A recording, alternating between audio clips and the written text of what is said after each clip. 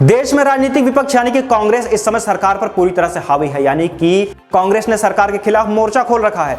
इसी के साथ केंद्रीय बजट पेश होने के बाद से अब तक संसद में एक भी दिन चर्चा नहीं हो पाई है, क्योंकि कांग्रेस का पूरा ध्यान फिलहाल गौतम अडानी के मामले को लेकर सरकार पर केंद्रित है, जिस वजह से विपक्षी दल लगातार संसद के दोनों सदनों में हंगामा कर रहे हैं।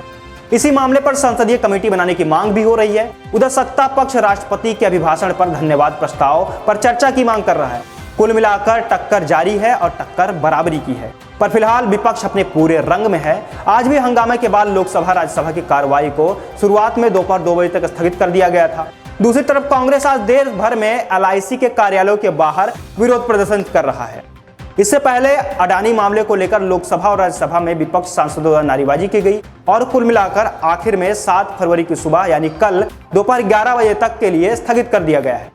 जाहिर है कि जैसा कांग्रेस के अध्यक्ष मल्लिकार्जुन खड़गे ने पूरी मुहिम की अगुवाई करते हुए कहा था कि सर्वोच्च न्यायालय की निगरानी वाली समिति इस मामले की जांच करे।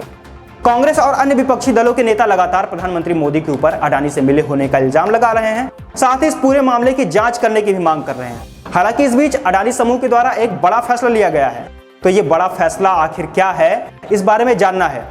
हिंडनबर्ग रिसर्च द्वारा गंभीर आरोप के बाद फ्रांस की कंपनी टोटल एनर्जीज ने एक विस्तृत बयान जारी किया है, जिसमें कहा गया है कि अडानी की कंपनियों में टोटल एनर्जीज के निवेश है, यानी टोटल एनर्जीज के शेयर हैं। और टोटल एनर्जीज के अनुसार निवेश की पूरी प्रक्रिया में टोटल एनर्जी ने भारतीय कानून प्रक्रिया के तहत अपनी आंतरिक शासन प्रक्रियाओं का पूरी तरह से पालन किया है। अडानी समूह एक समान ऑडिट करने के लिए 4 बड़ी अंतरराष्ट्रीय कंपनियों में से किसी एक को नियुक्त करेगा।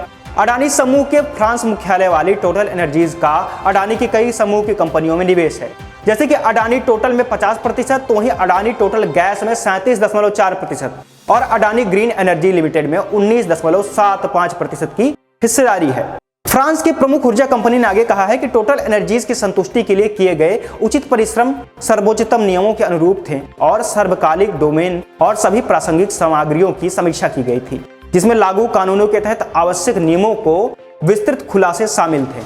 बयान में कहा गया है कि टोटल एनर्जीज अडानी द्वारा बड़ी 4 लेखा फर्मों में से एक को सामान्य ऑडिट करने की घोषणा का स्वागत करती है। ऐसे में देखने वाली बात यह है कि इस मामले में कौन सा नया मोड़ आने वाला है और अडानी कब तक इस पूरे मामले से बाहर निकलते हैं।